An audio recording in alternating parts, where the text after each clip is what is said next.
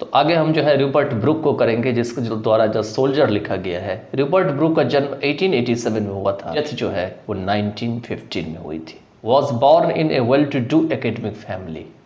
ये एक अच्छा से अच्छा बेहतर करने वाले जो एकेडमिक फैमिली है, जहाँ पे पढ़ाई लिखाई की सुविधा होती है, वहाँ पे इनका जन्म हुआ था। His father was a house master at Rugby school. उनके जो फादर थे वो रगबा स्कूल के हाउस मास्टर थे। His father was a house master at Rugby school, मतलब उनके पिताजी क्या थे, तो रगबा स्कूल के एक हाउस मास्टर थे। Where Rupert was educated before going to King's College, जहाँ पर मैं रूपर्ट किंग्स कॉलेज जाने से पहले जो है उनको शिक्षित कराया गया। और ये किंग्स कॉलेज किसका है, तो कैम्ब्रिज यूनिवर्सिटी की है। याद रखिएगा, ऑक्सफोर्ड और कैम्ब्रिज यूनिवर्सिटी जो है ये कुछ ही टाइमलाइन के भीतर बनी थी आपस में। W.B. Yeats, the famous poet, described him as the handsomest young man in England.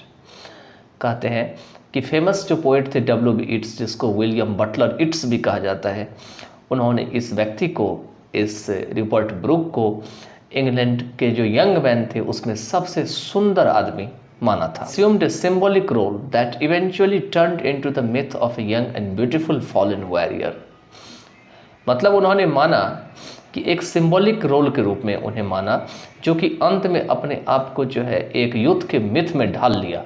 मतलब जो यंग की जो मिथ होती है या युद्ध की जो मिथ होती है, उसमें अपने आप को ढाल लिया।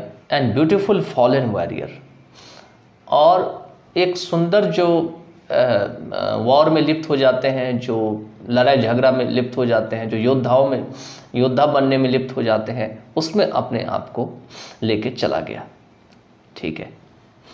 He died of septicemia on April 23, 1915. वो सेप्टिकेमिया के कारण जो है उनकी जो मृत्यु है वो 23 अप्रैल 1915 को हो गया। तो चलिए फिर से जाए इसमें कि यहाँ पर में दिए हुए हैं कि he assumed a symbolic role, मतलब उन्होंने एक सिंबॉलिक रोल को जो है आका, अपने आप को माना सिंबॉलिक रोल, जो सिंबल से भरा हुआ हो। ठीक है। That eventually turn into the myth of a young and beautiful fallen warrior. जो सिंबॉलिक रोल क्या हुआ, अंत में जाकर के एक सुंदर सा जो फॉलन वॉरियर होता है, जो वॉरियर कहीं न कहीं मर जाता है या जो असफल हो जाता है, और एक यंग जो है, यंग और ब्यूटीफुल फॉलन वॉरियर की जो कहानी होती है, उसमें जाकर के मतलब जो है टर्न हो गया, ये सारा चीज़ उसमें जाके बदल गया। He died of septicaemia on April 23, 1915। Means यहाँ पे ये हुआ कि उनकी मृत्यु जो है वो अप्रैल 23, 1950 में सेप्टिसेमिया नाम की बीमारी के कारण हो गया। ये सेप्टिसेमिया क्या होती है कि जब हमारी ब्लड जो होती है, खून जानते हैं ना, अलग अलग प्रकार की ब्लड होती है अलग अलग ह्यूमन के शरीर में। ठीक है। उसमें अलग अलग antigen, HR positive, B positive, तो ये वो आप जानते होंगे ये सब सारी चीज़ें।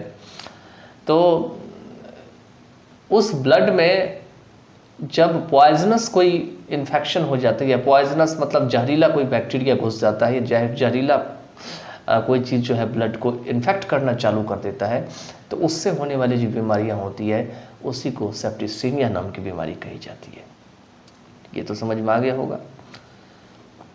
अब ये हुआ कहाँ, तो off the island of Lemnos in the Aegean on his way to a battle of Gallipoli.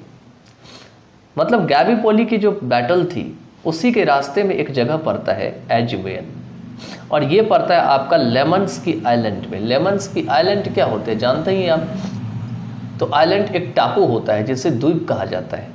तो वहीं पर में जो है इनकी मृत्यु हो गई थी। आप देख सकते हैं कि किस तरीके से लड़ाई के समय या लड़ते लड़ते ही इनकी जो है फाइनली जो है इनकी डेथ हुई थी। Brooke is remembered as a war poet who inspired patriotism in the early phase of the First World War. Brooke को एक वॉर पोएट के रूप में याद किए जाते हैं, जिन्होंने कि जो देशभक्ति का जो रूप है या पैट्रियोटिज्म है उसको उन्होंने क्या किए, प्रेरित किए या इंस्पायर किए फर्स्ट वर्ल्ड वॉर के आरंभिक दौर में। ठीक है, early phase of the First World war.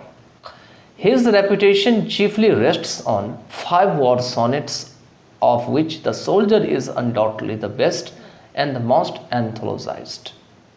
कहते हैं उनकी प्रतिष्ठा जो है मुख्य रूप से 5 जो वॉर सोनेट लिखे गए हैं उनके ऊपर दिखाई पड़ती है, रेस्ट करती है, जिसमें से सोल्जर जो है वो बिना किसी संदेह के या किसी डाउट के सबसे बेस्ट माना जाता है और सबसे ज़्यादा जो है एंथोलॉजाइज किया जाता है। एंथोलॉजाइज क्या होते हैं? तो एंथोलॉजाइज जो होते हैं ये एंथोलॉजी से बना हुआ है। एंथोलॉजी में क्या होते हैं, खास करके एक ही विषय के ऊपर अलग अलग अगर राइटर लिखते हैं, एक ही या उसी के ऊपर पोएम लिखते हैं और उसका एक बहुत बड़ा सा संकलन बना लेते हैं, कलेक्शन बना लेते हैं, तो उसी को एंथोलॉजी कहा जाता है। सपोज करिए कि फ्लड के ऊपर बहुत सारे राइटर ने या तो पोएम लिख दिया और बहुत सारे राइटर ने या तो कोई राइटिंग आर्टिकल लिख दिया, तो वो क्या हुआ, एक तरह से वो एंथोलॉजी में आ जाएगा। ठीक है, तो एंथोलॉजी का जो लिखने वाला व्यक्ति होते हैं वो एंथोलॉजिस्ट होते हैं, और जो एंथोलॉजी को लिखने का काम करता है या काम करने का प्रोसेस होती है उसको एंथोलॉजाइज कहा जाता है। तो वही यहाँ पे देख दिया गया है कि इसको एंथोलॉजाइज किया गया। तो यही था रूपर्ट ब्रूक के बारे में। ठीक है।